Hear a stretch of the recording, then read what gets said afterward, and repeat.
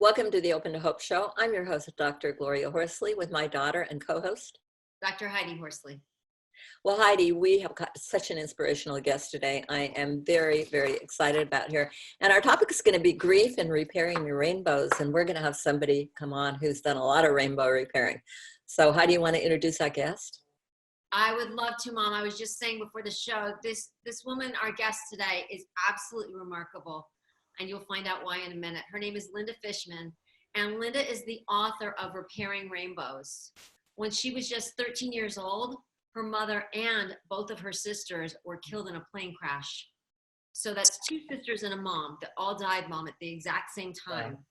And Incredible. it's so devastating that her father fell into a deep depression, essentially leaving Lynda at 13 to Wow. fend for herself. And as you know, because we wrote a book about teen grief and called Teen Grief Relief, teenage years are the hardest time to lose somebody. And here Lynda's entire family almost was wiped out. I mean, it's unbelievable. So even though all of this happened, Lynda somehow found within herself, and she's going to tell us how she did it today, to not only survive, but to thrive. And she today is a clinical social worker, a grief therapist, a summer camp director, a college professor, and an inspirational speaker. So welcome to the show, Lynda. Thank you. Thanks so much for having me.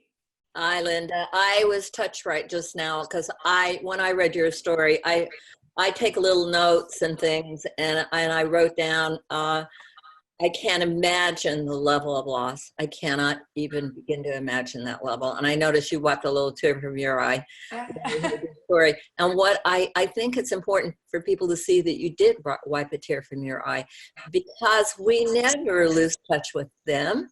Because who would want to? Who would not want to find that little space where you remember them? Absolutely. Yeah. Doesn't matter how many years have gone by. The tears come sometimes completely, I don't know what triggers them, but sometimes they just flow, and, you know, grief never ends. So Lynda, take us back a little bit. So you're 13 years old. Your mom and sisters are on a small plane, or what? I mean, oh no, it was an Air Canada plane. It was a commercial plane. 109 people died, and the cause was pilot error. Wow. And how old were your sisters at the time? 8 and 11. 8 and 11. So they're your little sisters. Yeah. And your mom, and the plane crashes, and you and your dad, and who else is in your family? Who survived? You weren't in the plane, were you? Me and my dad. No, there were no survivors. Okay. My dad, I was already in California. My mother and sisters were coming to California. It was for a big family celebration, and my dad was scheduled to come the week later. Wow. Incredible. I think watching my father, who just never was able to pick himself up, and there was no support available, there was no therapy available. We were really on an island of grief alone, just the two of us. So seeing the way my father was handling this terrible tragedy was almost a motivator for me to not succumb to such a terrible state of ongoing grief. And so for those first few years, until I met my current husband, I would say that my father was the person who inspired me most to find a way to be happy again. Coupled with the fact that I had spent the first 13 years in an amazing family with a mother who was involved in all kinds of charity events, and she had a zest for life, and she raised us, me and my two sisters, to be happy and healthy and to strive for happiness and to do things for others. So I would say that foundation was incredibly helpful in motivating me to search for happiness again. Watching my father in a profound state of grief was something I knew I didn't want. And then I met my husband when we were 17, and he had also gone through some terrible tragedy. And rather than have a pity party together, we encouraged each other and decided that we were going to create a happy life together, and we're coming up to our 40th anniversary in June.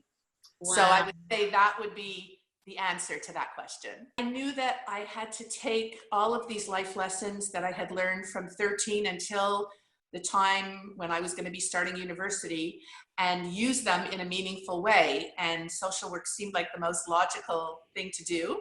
So I chose that field, and I was really fortunate in my career because I not only had a clinical social work background, but I became a summer camp director for a very large day camp in Toronto, which allowed me to use all of those skills, but in a much happier location rather than in a sad hospital or a place where I knew I would have a hard time coping. I needed a place with a lot of positive energy. I love it. Well, now tell me this. Didn't you have people who told you that you should not go into those kinds of areas that were shocked about your life? Don't forget that back in the 70s, people didn't talk about tragedy. So most people who knew me had no idea what I had been through. I didn't tell people. As soon as, almost immediately after the plane crash, my mother's and sister's belongings were taken out of our house. It was like they vanished and they had never existed, and nobody talked about them. We weren't allowed to put pictures up. It was very different. So people didn't know what I had been through. And my immediate family, you know, people in my inner circle were happy that I had chosen a career where I was going to help others and make a difference. This first happened. I know you said no one talked about it. Did anyone ever give you messages of you needed to be strong for your father, or was that not really said? Oh, that was the only message. You need to be strong. Get back on your feet. Yeah. Don't talk about them. Don't grieve. Don't put pictures up. Don't do any of that, because that would be terrible and it would make everybody so uncomfortable. Just be strong. Be strong. The pressure to be strong. That's a heavy burden. Huge burden. I mean, a 13-year-old that's lost her sisters and her mom to get them. And my dad. And your dad. Yeah, you lost the life that you knew. Absolutely. That's what's so incredible about this story. So I love that we're looking at how you did it. Show us a picture of your book. Did you have a picture of your mom and sisters for us to see too? I do. This is my book, Repairing Rainbows. Beautiful. And this doll on the front of the book was my sister Wendy's doll, and it was one of the only things identifiable at the crash site. And the morning after the plane crash, this was on the front page of the Montreal Star or the Montreal Gazette, whatever papers were around at that time.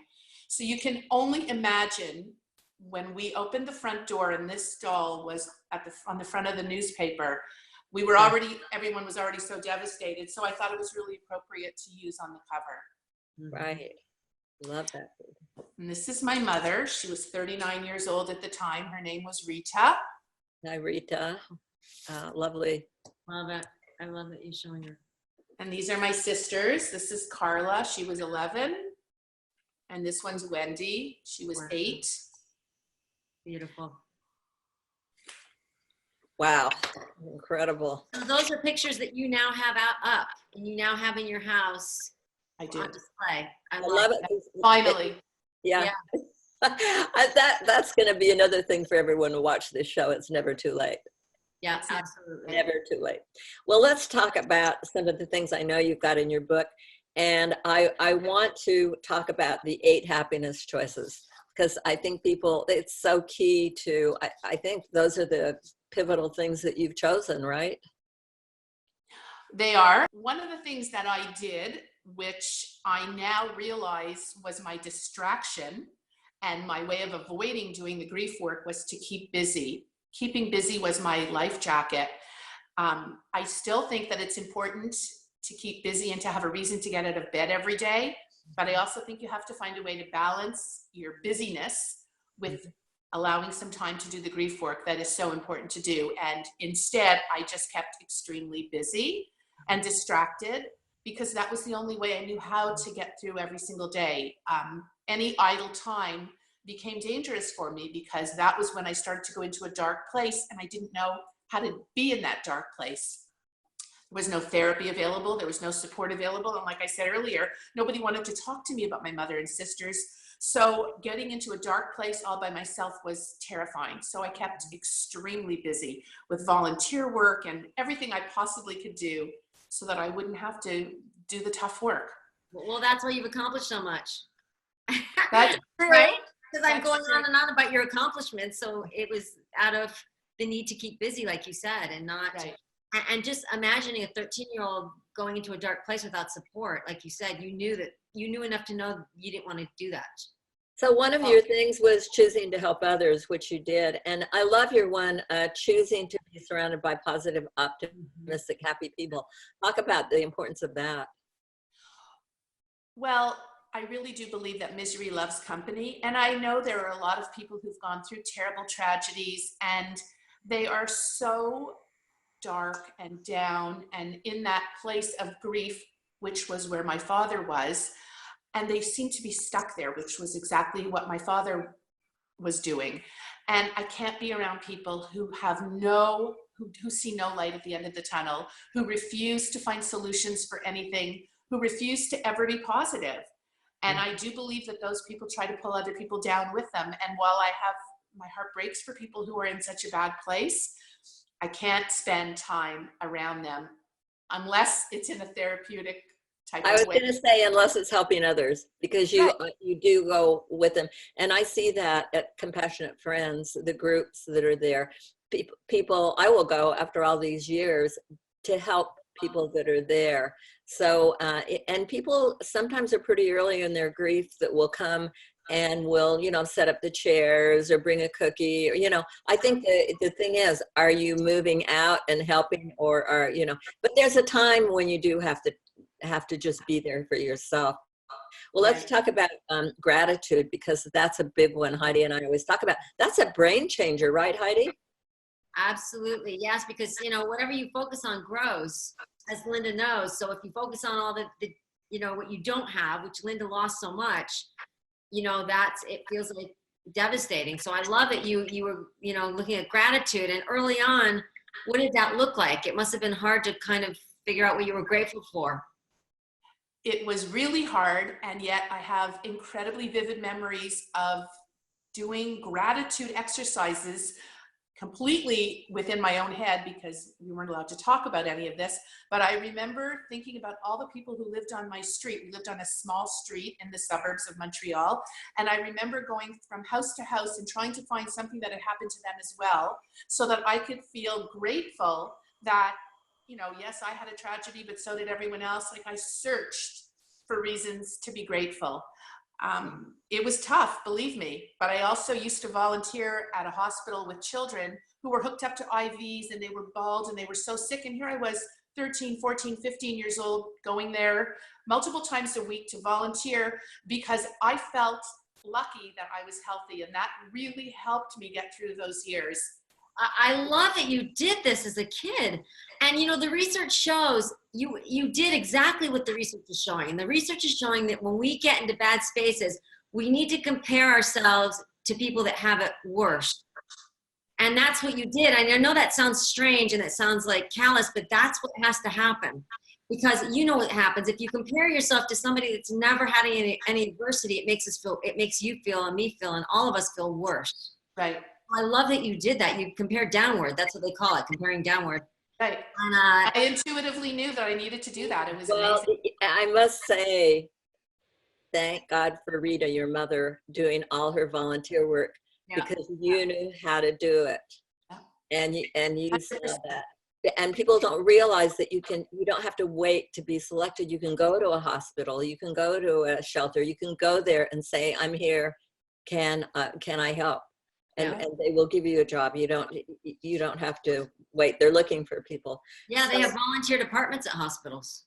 Yeah. Oh, and I was so proud of my candy striper outfit, and I thought that what I was doing was so meaningful. It really took my mind off my own problems. I looked at them and thought, okay, I don't have it so bad.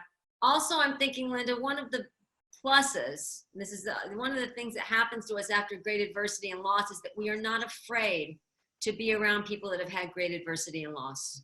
So going into hospitals and being with people that are sick isn't scary. You can do it because you know what it's like to be in those spaces, of pain. However, after I had children, the reverse happened to me, because, after you've been through a terrible tragedy, you tend to look over your shoulder to see what's coming next.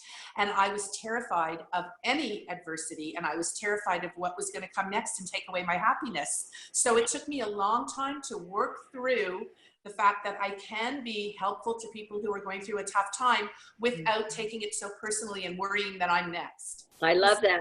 And I think maybe that has to do with another one of your happiness things, which is choose to look ahead and don't look back. Right. I'm sure you had to do that with the kids. And how about choose to have faith and patience? I often said to myself during tough times, is certainly during those first few years, just have faith that somehow you'll get through this, and have patience. And again, those were lessons taught to me by my mother. And when I address young mothers now in audiences, I often remind them that what they are teaching their children in those first 10, 15 years have way more of an impact than they realize. I love that. Well, let's end with your 8th, which is choose positive thoughts. Choose positive thoughts. I always tell people that we get to choose our thoughts. And even though a negative thought may enter your mind, you get to change that thought and replace it with something positive. And I give so many examples of how I chose positive thoughts throughout these terrible years in replacement for those scary negative thoughts. And it works. Well, Lynda, thank you so much for being on the show today. Show us your book again and tell us where people can get it. And you've got a website, and you will come in and be a public speaker and give us that information. Repairing Rainbows is available online. My website is repairingrainbows.com. And I'm happy to speak at charity events or any occasions where people are looking for a speaker to inspire those who are faced with any kind of loss or grief. Well, thank you so much, Lynda. You're a tremendous inspiration. It's been wonderful having you on today. Thank you so much. Thanks, Lynda. And I agree with your my mom. You are an inspiration. And if you can find hope, everybody out there can. So thank you for telling your story and for being an inspirational speaker and for getting out there and changing the world. Thank you so much. And it's been a great show talking about grief and repairing rainbows. And please tell everybody about the show and let them know about all these wonderful tips that they can get. And Heidi and I always want to remind you that if you've lost hope, please lean on ours until you find your own. And God bless.